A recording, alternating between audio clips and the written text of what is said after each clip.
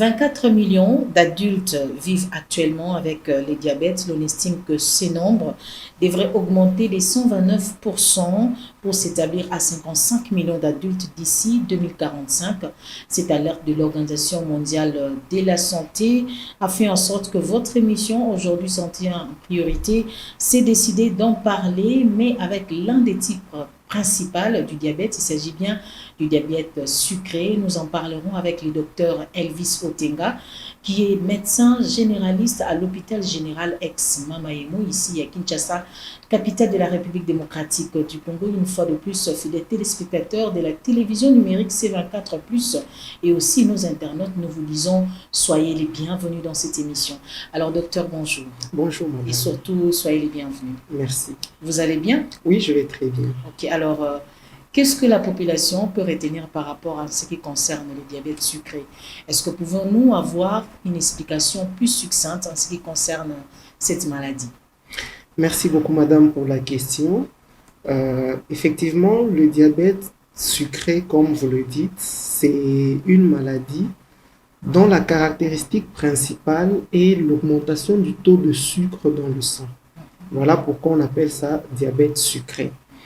Et c'est une maladie qui est de plus en vogue de nos jours.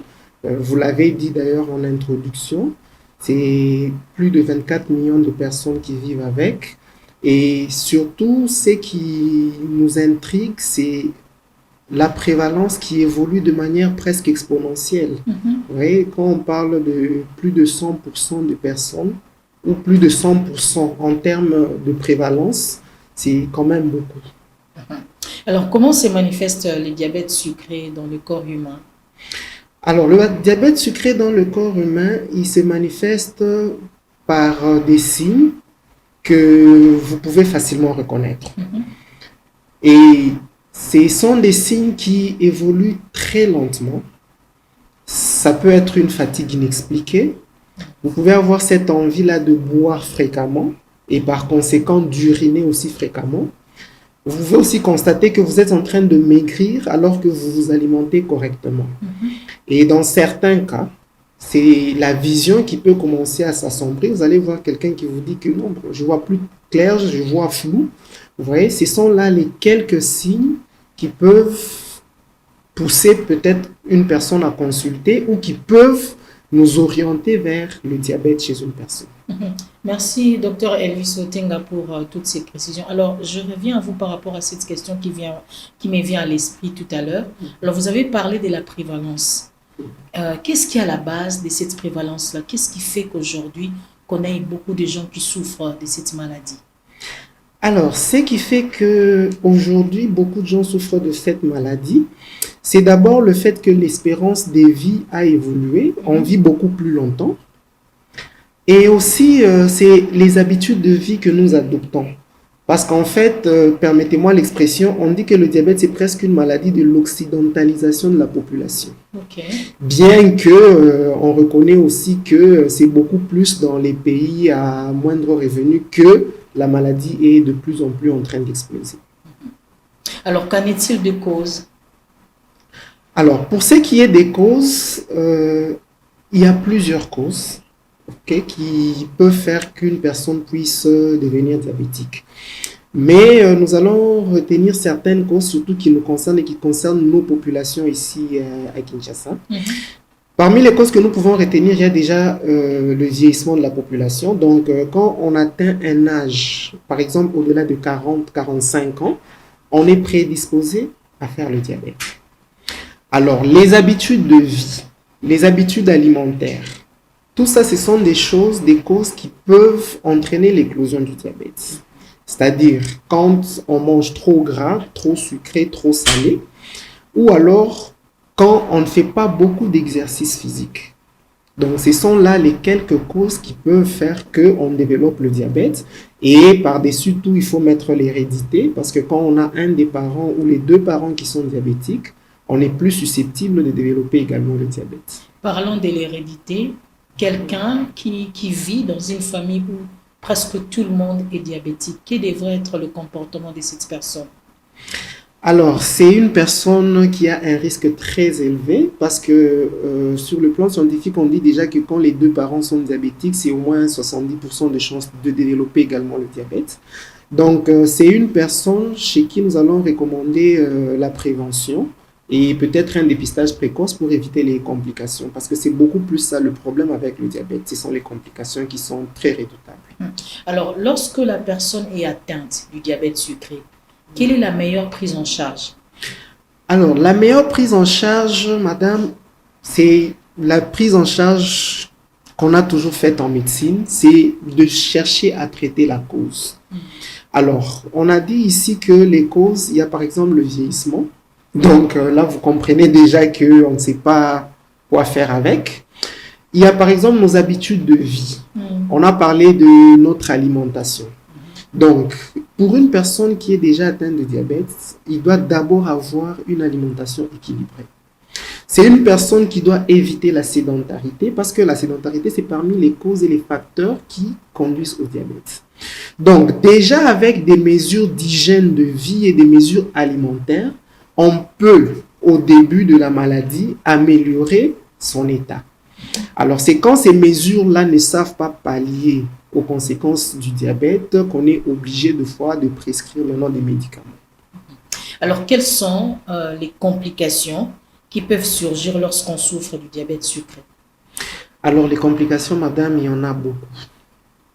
Généralement, nous aimons dire que les complications, c'est de la tête aux pieds. Mais ce que nous aimerions retenir peut-être pour notre émission, et qui sont les complications que nous rencontrons les plus fréquemment et qui sont les plus redoutables, c'est que vous pouvez perdre la vue, donc la vue plutôt, vous pouvez devenir aveugle. Il y a des complications telles que l'insuffisance cardiaque, des complications telles que l'insuffisance rénale et des complications telles que les AVC. Et chez d'autres personnes, on peut avoir des complications du genre qu'on doit même vous amputer un membre. Vous voyez, ce sont quand même des complications assez redoutables pour lesquelles nous sensibilisons d'ailleurs notre population et pour lesquelles nous traitons les patients. Voilà, je rappelle à tous les téléspectateurs qui sont en train de nous suivre, nous sommes en train de parler du diabète sucré, qui est l'une des maladies qui tue plus d'une personne à travers le monde. Et la République démocratique du Congo n'est pas épargnée parce qu'ici, au Congo, nous avons aussi des diabétiques. Il y a aussi le docteur Elvis Otenga, qui est médecin généraliste à l'hôpital général, qui ne va pas me contredire. Est-ce que vous recevez des diabétiques? Bien sûr, parce que déjà, vous avez dit que je suis à la clinique diabétique de l'hôpital général. Et donc, nous recevons des diabétiques chaque jour. Et ce qui nous inquiète, c'est justement ce nombre croissant des personnes qui nous arrivent avec le diabète. Et c'est d'autant plus inquiétant que dans certains cas, on peut retarder la maladie ou alors on peut même l'éviter. Vous voyez? C'est pourquoi nous souhaitons vivement sensibiliser la population sur les facteurs de risque. Et dès que la personne est exposée à ces facteurs de risque-là, comment elle doit réagir pour éviter de développer la maladie. Et lorsque on a développé la maladie, au début, avec peu de moyens, on s'est soigné efficacement. Malheureusement, madame, que ce soit ici chez nous, que ce soit en Occident, c'est une maladie qu'on découvre généralement très tardivement. Vous comprenez l'importance, n'est-ce pas, du dépistage précoce pour détecter la maladie bien avant et donc éviter ou repousser le plus possible les complications. Alors, il existe combien de types de diabète sucré? Alors, les types de diabète sucré, il en existe plusieurs. Mais les types qui sont les plus documentés et qui sont les plus décrits, c'est le diabète de type 1, le diabète de type 2 et le diabète gestationnel. Alors, est-ce que vous pouvez nous épingler, soit nous donner des explications quant à chaque type de diabète pour que la population puisse comprendre? Par exemple, il peut y avoir quelqu'un qui souffre du diabète de type 1, mais il ne sait pas qu'il en souffre. Exactement. Alors, dire que c'est le type 1, le type 2 ou le gestationnel, bien sûr, c'est le médecin, après consultation et après certains bilans qui va déterminer c'est quel type de diabète. Dans le type 1, la caractéristique, c'est que c'est de survenue brusque. Et ça survient brusquement chez les jeunes généralement. Hein, il y a un jeune qui était très bien auparavant et du jour au lendemain, il commence à présenter des signes tels que la soif, il urine fréquemment, il est tout le temps fatigué, il perd le poids, vous comprenez? Et quand on fait des examens, on constate qu'il a un taux de sucre très élevé. Cela est dû en fait à une destruction des cellules de son pancréas. Donc, c'est-à-dire que son pancréas ne sait plus produire de l'insuline, qui est l'hormone en fait qui permet au corps d'utiliser le sucre comme source d'énergie. Alors, ça c'est pour le type 1. Alors, dans le type 2, il y a plusieurs mécanismes. Entre autres, il y a un mécanisme de résistance à l'insuline, c'est-à-dire que vous produisez l'insuline, mais votre corps ne sait pas utiliser cette insuline-là, ou il y a une résistance à l'action de cette insuline-là. À part la résistance à l'insuline, il y a aussi une diminution de la production de l'insuline par le pancréas, qui peut faire qu'on puisse développer aussi le diabète. Et il y a beaucoup d'autres que je ne sais pas vous décrire ici de manière simple. Je risque encore de plonger beaucoup plus dans la science et la population ne pourra peut-être pas comprendre. Est-ce qu'il y a-t-il une différence entre les diabètes et les diabètes sucrés? Dire qu'il y a vraiment une différence, je ne pense pas.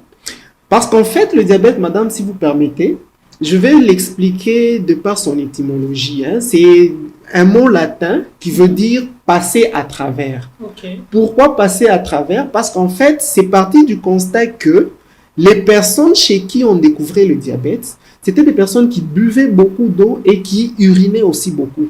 Et donc, on avait l'impression que cette eau-là qu'ils buvaient passait à travers le corps pour ressortir. Okay. C'est comme ça que chaque fois qu'on a une personne qui développe cette caractéristique-là, de boire beaucoup d'eau et d'uriner beaucoup, eh bien, on parle de diabète. Vous comprenez? Alors, docteur Elvis Otengala, je rappelle à tous les téléspectateurs et internautes qui sont en train de nous suivre que nous sommes en train de parler du diabète sucré. Docteur, vous allez regarder notre caméra. Là, c'est une question d'un téléspectateur. Il m'a dit, en tout cas, Maman Noura, il faut me poser cette question. Vrai ou faux, le sucre provoque le diabète? C'est difficile de répondre par vrai ou faux, madame. Je peux dire que c'est à la fois vrai et c'est à la fois faux. En fait, le diabète, la caractéristique principale, c'est l'augmentation du taux de sucre. Mais ça ne veut pas dire que le fait de consommer trop de sucre, on doit forcément développer le diabète. Mais il n'en demeure pas moins que lorsqu'on consomme aussi beaucoup de sucre, on peut épuiser son pancréas. Voilà pourquoi j'ai dit, je ne saurais pas répondre directement par oui ou non, parce que la réponse risque d'être effectivement oui et non. Ok. Merci beaucoup, docteur. Alors, quel est le meilleur sucre pour les diabétiques? Très bonne question, madame. Il n'y a pas de meilleur sucre pour le diabétique. Il n'y a que du sucre. Et même un diabétique peut consommer du sucre. Ah bon? Oui. Parce qu'en fait, le diabète, comme je l'ai dit et je le répète encore, c'est un excès de sucre dans le sang. C'est-à-dire que le taux de sucre dans le sang doit être en équilibre. Aujourd'hui, d'après l'OMS, le taux normal de sucre dans le sang, c'est de 70 à 100. Donc, lorsque vous avez un taux de sucre qui varie entre 70 et 100 mg par décilitre, vous avez un taux normal. Alors, quand vous êtes au-delà de 126 mg par décilitre, c'est alors qu'on vous déclare diabétique. Alors, quels sont les médicaments pour baisser le taux du sucre dans le sang? Les meilleurs médicaments? Alors, le meilleur médicament, je ne sais pas dire quel est le meilleur parce qu'il y a beaucoup de médicaments qui permettent justement de baisser le taux de sucre.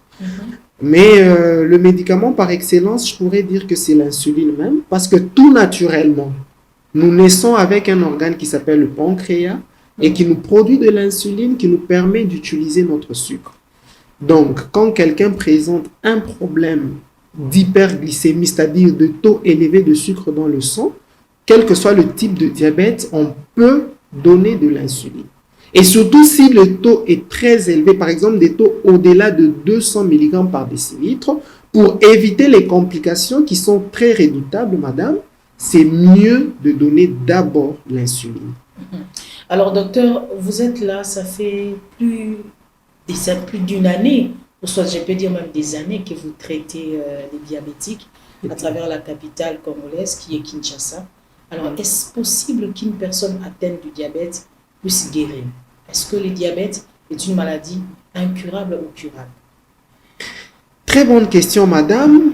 Ce sont vraiment des questions qui demandent des réponses assez nuancées. Pourquoi je dis ça? Parce qu'en fait, de par le développement et l'évolution de la maladie, je vous ai donné un exemple avec le type 1, où les cellules du pancréas de l'enfant sont détruites. Est-ce que cet enfant-là peut avoir des nouvelles cellules qui peuvent produire encore de l'insuline? Alors, avec l'évolution de la science, en Occident, on a essayé de greffer des cellules à ce pancréas-là qui était déjà détruit. Mais qu'est-ce qu'on a constaté? Les cellules qui ont été greffées ont aussi été détruites encore une fois par le système de défense de l'organisme. Okay. Alors, un tel cas peut-il guérir ou pas? Ou pas? C'est compliqué. Voilà pourquoi nous disons, nous soignons le diabète. On peut vivre avec le diabète. Mais c'est difficile de dire qu'on peut guérir du diabète. Donc, ce n'est que Dieu qui peut guérir le diabète alors? Bien sûr. Parce que c'est lui le médecin suprême. C'est lui le médecin suprême. Mais dans certains cas, nous avons ce que nous appelons la rémission de la maladie. C'est-à-dire que quelqu'un qui avait développé le diabète a été stabilisé et la personne vit normalement. Parce que ce qui se passe, c'est quoi? Par exemple, dans le diabète de type 1, il y a une phase qu'on appelle la phase lune de miel. C'est-à-dire que le pancréas avait commencé le processus, les cellules du pancréas qui produisent l'insuline avaient commencé déjà le processus de destruction. Alors, il y a un événement aigu qui fait que à ce moment-là, les besoins de l'enfant en insuline ne sont plus suffisants. Et l'enfant développe le diabète. OK? Alors, lorsqu'il développe le diabète, on commence le traitement. Et l'événement qui a entraîné l'éclosion du diabète disparaît. Et le capital pancréatique qu'il avait lui permet à nouveau de produire suffisamment d'insuline. Vous comprenez? Et donc, à ce moment-là, il n'a plus besoin d'un apport en insuline. Allons-nous dire qu'il est guéri? Parce que ce qui se passe par après, c'est que le processus de destruction des cellules pancréatiques va continuer jusqu'à ce que plus de 80%, des fois on dit même plus de 90% des cellules pancréatiques vont être détruites. Et à ces moments-là, c'est fini, c'est maintenant le diabète qui s'est installé définitivement. Parlons d'enfants, docteur. Un enfant qui est né du diabète, est-ce que cet enfant a contracté le diabète du sein maternel ou comment? Alors, vous voulez en d'autres termes parler d'un diabète néonatal? Oui. C'est un diabète qui n'est pas tellement décrit. C'est un diabète qui n'est pas tellement décrit parce qu'en fait, le diabète, il n'est pas contagieux comme les autres maladies infectieuses. OK? Mais il est transmissible, c'est-à-dire héréditaire. OK? Alors, il peut se faire que un enfant, du fait déjà de l'exposition aux hyperglycémies de sa maman, puisse, quelque temps après sa naissance, développer aussi le diabète. Mais on ne peut pas dire que c'est vraiment un diabète néonatal, ça, non. Puisqu'on parle de femme, une femme enceinte, mais atteinte du diabète, comment est-ce que cette femme doit se comporter? Alors, elle doit se comporter comme toute autre femme, mais elle doit faire très attention surtout pour stabiliser son taux de sucre. parce qu'en fait, les complications liées au diabète sont dues au taux de sucre qui sont souvent très élevés et qui détériorent les tissus de l'organisme. Donc, ce que nous recommandons souvent chez ce genre de femmes, c'est qu'elle doit avoir une bonne hygiène de vie, une bonne hygiène alimentaire. Elle doit faire de l'exercice physique modéré pour lui permettre d'avoir des taux autour des valeurs normales et éviter les complications que le diabète peut entraîner sur la grossesse et même sur l'accouchement. Alors, docteur, je vous prends au mot. Comme vous l'avez dit, il est possible de vivre avec le diabète. Il est aussi possible de pouvoir s'en débarrasser. Là, ça dépend des dieux, mais au moins, les médecins nous conseillent de pouvoir suivre tous les conseils à la lettre. Alors, docteur, un message à tous les diabétiques qui auront l'occasion de nous suivre. Alors, le message, je commence par rectifier, madame, parce que c'est très important. On ne peut pas se débarrasser du diabète. Ça doit être bien clair. Une fois qu'on est diagnostiqué diabétique, eh bien, on l'est à vie. Mais ça ne veut pas dire qu'on doit vivre avec les contraintes de la prise en charge médicamenteuse du diabète. Ça, non. On peut, avec une bonne hygiène de vie, avec une bonne hygiène alimentaire, bien maîtriser le diabète au début. Nous insistons bien au début. Voilà l'importance du dépistage précoce. Je vous ai dit ici que c'est une maladie qui évolue pendant très longtemps, qui évolue à bas bruit. Et généralement, même dans les pays occidentaux, c'est une maladie qui est souvent diagnostiquée au stade des complications. Donc, quand les gens vous viennent en consultation, c'est déjà la vision floue, c'est déjà une insuffisance rénale, c'est déjà un problème cardiaque. Et des fois, c'est peut-être une plaie au pied qui ne cicatrise pas. Vous comprenez? Donc, nous insistons beaucoup, madame, sur le dépistage précoce. Pourquoi nous insistons sur le dépistage précoce? Parce que je l'ai dit et je le répète encore une fois, c'est possible d'éviter et c'est possible de retarder la survenue du diabète. Mais quand on ne dépiste pas trop ou quand on ne dépiste pas précocement, des fois on tombe dans le diabète. Et quand on tombe dans le diabète, c'est mieux de commencer aussi le traitement tôt. Malheureusement, ce qui se passe, madame, c'est quoi? Lorsque les patients nous viennent en consultation avec tous les signes du diabète que j'ai évoqués ici, la perte de poids, la soif intense, les urines à tout moment, vous diagnostiquez le diabète, eh bien la plupart, dans la majorité des cas, ils refusent le diagnostic. Non, moi je ne suis pas diabétique. Des fois, ils vous renvoient même le diagnostic. Docteur, en tout cas, à vous cette maladie, pas à moi. Okay. Vous comprenez? Est-ce que vous ne pensez pas qu'il faut vraiment une forte sensibilisation? Comment vous pouvez procéder pour pouvoir aider la population à se mettre à l'abri? Alors, comment nous pouvons procéder? C'est justement avec votre concours, comme nous le faisons là. Nous sommes déjà en train de sensibiliser la population. C'est vrai que le diabète, c'est une maladie grave. Ça, on ne peut pas se le cacher. Mais c'est une maladie qu'on peut autant que possible éviter. C'est une maladie qu'on peut autant que possible retarder. Vous comprenez?